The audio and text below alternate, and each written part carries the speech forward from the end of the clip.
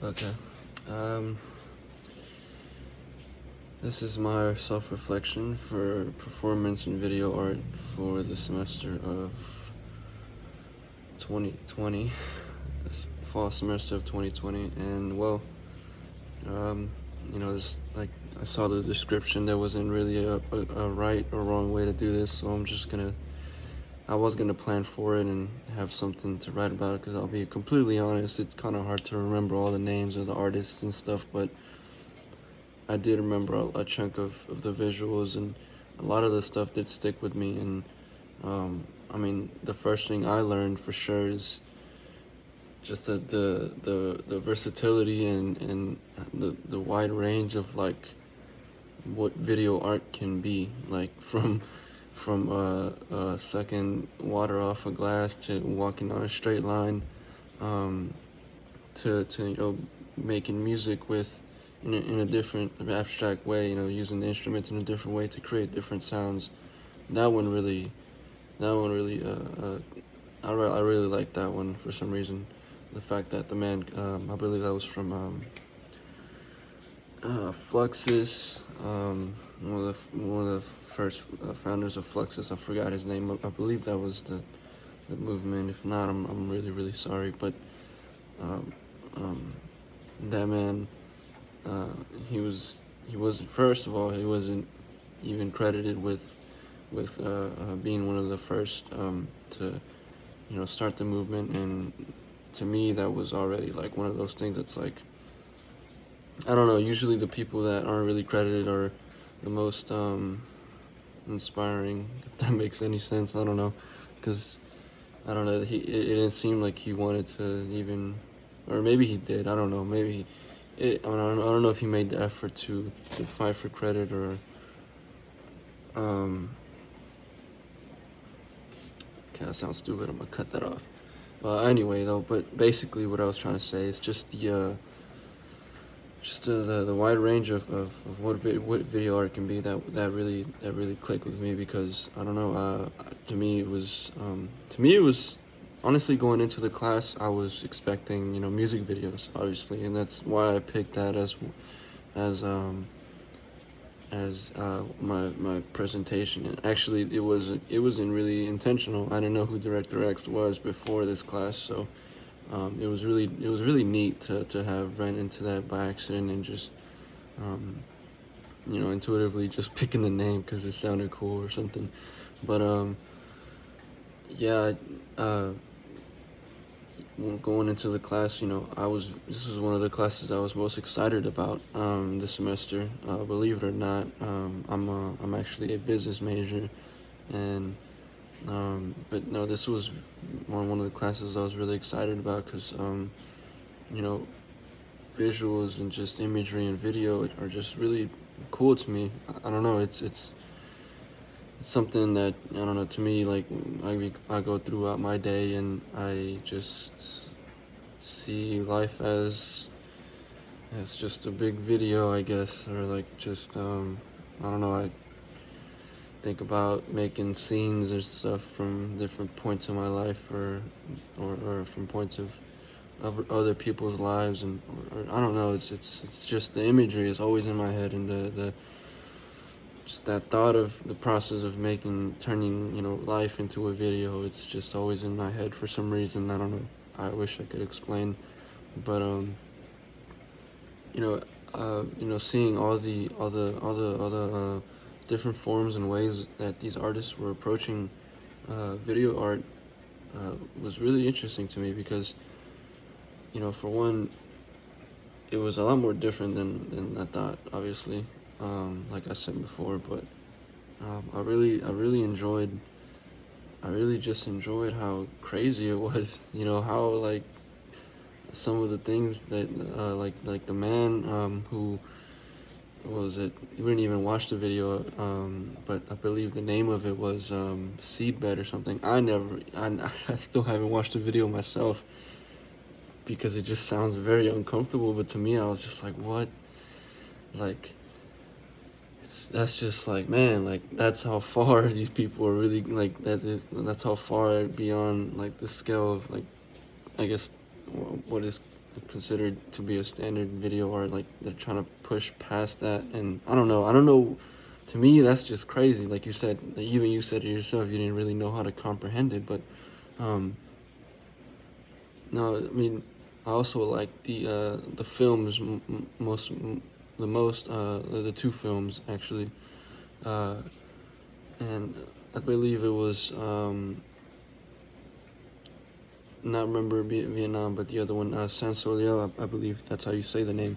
I really enjoyed that, and that's one of the things I expected out of the class. I'm really happy that you provided that with for us to watch, because just I don't know, just the whole concept of like getting clips, just recording clips, and then later putting it into a mashing it up into a story or something. To me, that's how I approach my videos and stuff. Like when I record and do stuff, I don't really it's not necessarily in my head like exactly where this clip is gonna fit into my story or my video. I don't even have in mind of what exactly I want for my video. I just get all these clips, and then okay, I sit down and then just mash things up with the music and the edits and the transitions and the colors and the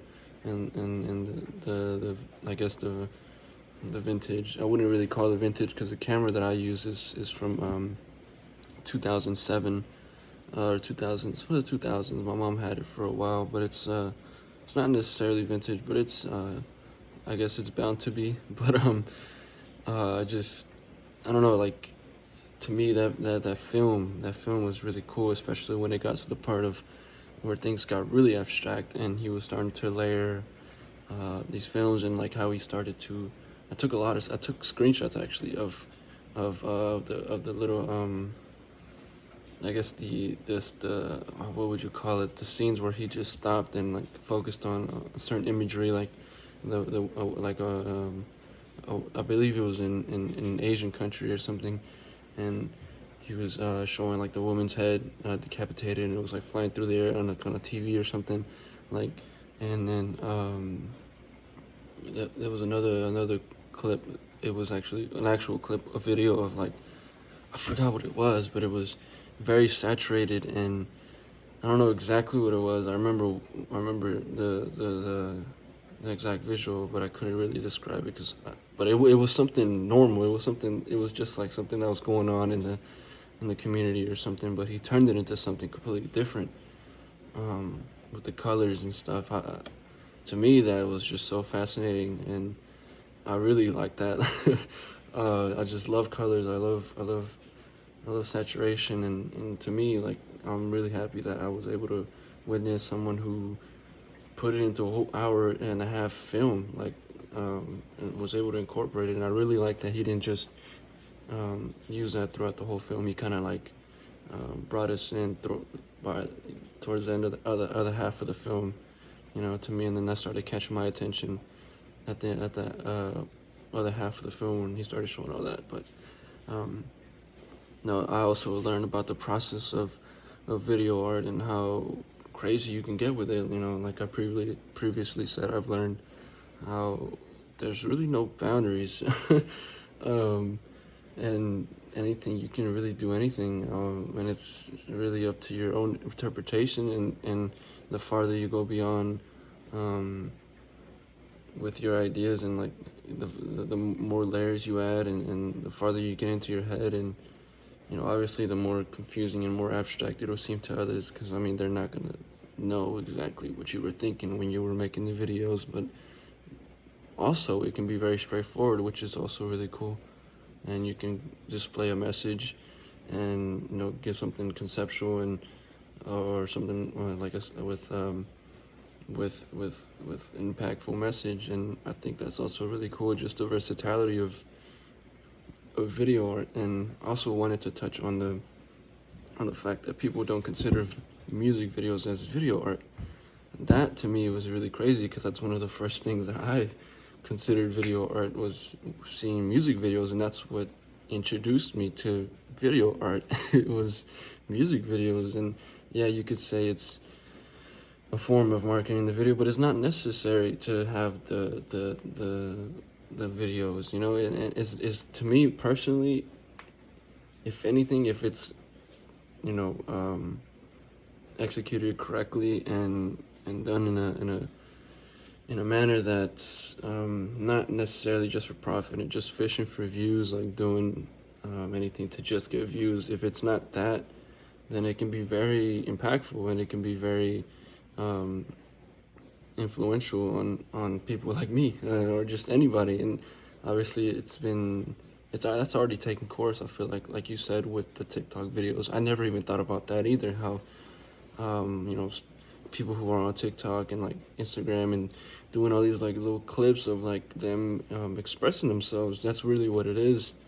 And to some people, it might come off as really cringy. But now that I think about it like that, it's kind of like, dang, you know, they might have some issues because there's some dark stuff and like or some yeah some dark stuff in those TikTok videos if you ever surf deep enough, and a lot of personal issues that they just display on TikTok in these like 10-second clips that a lot of people relate to. And yeah, no, I just I really enjoyed this class. I really do apologize for being extremely late with my all my assignments. There's no excuse. I just this semester was a lot harder than I had expected.